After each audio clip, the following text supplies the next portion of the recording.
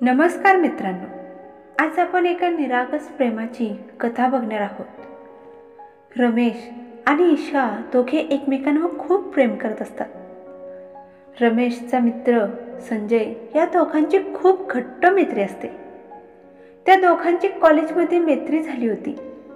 ईशा दिसायला खूप सुंदर असते. एक दिवस रमेश ईशाला घेऊन संजयला भेटायला जातो. रमेशचा संजयवर खूप विश्वास होता. त्याला तो अगदी जीवाभावाचा मित्र मानत होता. जेव्हा रमेश ईशाला संजयला भेटायला घेऊन जातो तेव्हा संजय ईशाकडे बघतच राहतो. संजयच्या तोंडातून आपोआपच अतिसुंदर असे शब्द बाहेर पडतात. तेव्हा सगळेजण स्मित हास्य करतात. रमेश संजयला बोलतो, कशी वाटली तुला ईशा? तेव्हा संजय बोलतो, खूप सुंदर आहे. रमेश बोलतो, तुला जर आवडली नसती ना तर आमच्या दोघांमध्ये गट्टी झाली असती. त्यानंतर ते तिघे पण नेहमी भेटू लागले. त्यांच्यामध्ये खूप मज्जा मस्ती असायची, खूप हसायचे, एन्जॉय सुद्धा खूप करायचे. एक दिवस रमेश संजयला फोन करतो आणि सांगतो, बघ ना, ईशा माझ्यावर रुसून बसली आहे. प्लीज तू तिला समजून सांग ना, तुझं ती ऐकते. बराच वेळ झाला मी तिचा आवाजसुद्धा ऐकला नाही. तेव्हा संजय बोलतो, तू थांब असाच लाईनवर, मी तिला कॉन्फरन्समध्ये घेतो.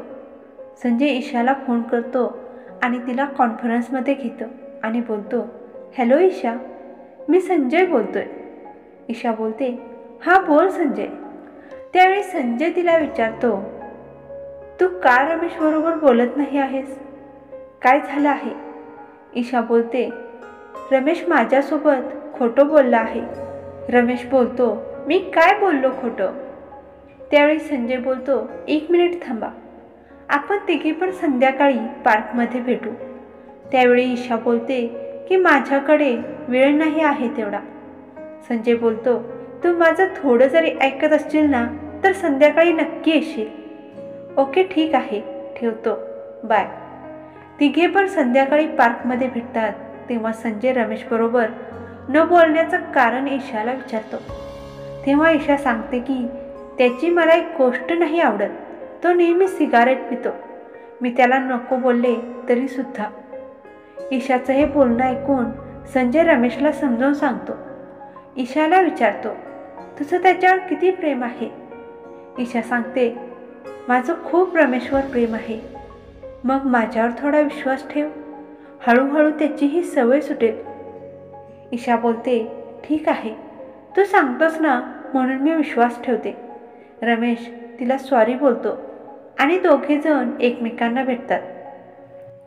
संजय रमेशला दररोज वेलची खायला देत जातो.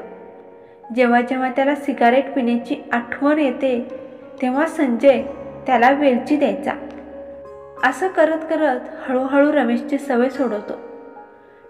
एक दिवस रमेश आणि संजयला ईशा भेटून हॉस्टेलवर जात होती. तेव्हा दोन नालायक मुलांची तिच्यावर नजर पडते आणि ईशा त्या दोघांची शिकार होते.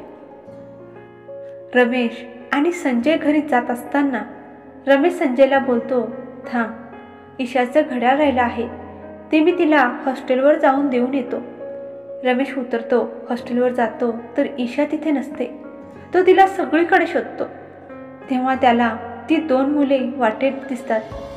ती बोलत असतात की हिला आता जिवंत ठेवायचे नाही, मारून टाकूया. रमेश हे त्यांचे बोलणे ऐकून मोठ्याने आवाज करतो, कोण आहे रे तिकडे, काय चाललंय? तेव्हा ती मुले पळून जातात. रमेश त्या मुलांना पकडण्याचा खूप प्रयत्न करतो. तेव्हा ईशा बोलते, जाऊ दे त्यांना, मी आता तुझ्या लायक नाही राहिले. माझ्या चारित्र्यावर आता डाग लागला आहे. तेव्हा रमेश बोलतो, तुला काही नाही होणार, तू आतासुद्धा माझ्यासाठी पहिल्यासारखीच आहेस, तुला मी काही होऊ देणार नाही. कुणीतरी ही घटना ईशाच्या वडिलांना सांगतं. तेव्हा ईशाचे वडील तिसऱ्या मजल्यावर होते. ही घटना ऐकून त्यांना चक्कर येते आणि ते तिथून खाली पडतात आणि जागीच त्यांचा मृत्यू होतो. ही गोष्ट जेव्हा ईशाच्या आईला समजते तेव्हा इकडे नवरा आणि दुसरीकडे आपली मुलगीची अवस्था बघून त्यांचं मानसिक संतुलन बिघडतं. त्यांना सुद्धा ताबडतोब हॉस्पिटलमध्ये घेऊन येतात. बऱ्याच वेळानंतर ईशाची आई भानावर येते. तेव्हा त्या आपल्या मुलगीला भेटायला जातात. त्यावेळेस रमेश त्यांना दारातच अडवतो आणि त्यांना बोलतो की तुम्ही ईशाची आई आहात ना, प्लीज मी तुमच्या पाया पडतो. तुम्ही तिच्यासमोर डोळ्यातून एक अश्रूसुद्धा काढणार नाही आहात. रमेश आणि ईशाची आई ईशाला भेटण्यासाठी आतमध्ये जातात. ईशाची आई बोलते, तू भिवू नकोस बाळा. त्यावेळी रमेश बोलतो, मी आहे ना, सगळं काही ठीक होणार आहे. जेव्हा ही गोष्ट संजयला समजते तेव्हा संजयच्या पायाखालची जमीन सरकते आणि संजय धावत पळत हॉस्पिटलमध्ये येतो आणि दारात उभा राहतो आणि रमेशला बोलतो, हे कसं काय झालं सगळं. रमेश संजयला सांगतोय, तुझं ती नेहमी ऐकते, प्लीज तू तिला समजून सांग ना की सगळं काही ठीक होणार आहे, ती लवकर बरी होणार आहे म्हणून.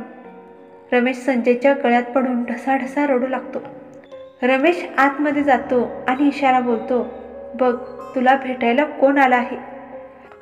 ईशाच्या डोळ्यातून पाणी येत असतं. संजय तिचं डोळ्यातलं पाणी पुसण्यासाठी जातो आणि तिला घट्ट मिठी मारतो. बराच वेळ त्या दोघांची काहीसुद्धा हालचाल होत नाही. हे बघून संजयला काय झालं आहे हे समजतच नाही. तो आतमध्ये जातो आणि बघतो तर काय, त्या दोघांचे सुद्धा श्वास थांबले होते. दोघे सुद्धा हे जग सोडून गेले होते. त्या दोघांचा जागीच मृत्यू झालेला बघून संजय सुद्धा जिवंत प्रेत बनतो. आशा करते की मित्रांनो तुम्हाला आजची ही कहाणी आवडली असेल तर नक्की लाईक, शेअर आणि कमेंट करायला विसरू नका. भेटूया पुढच्या कहाणीमध्ये. तोपर्यंत धन्यवाद.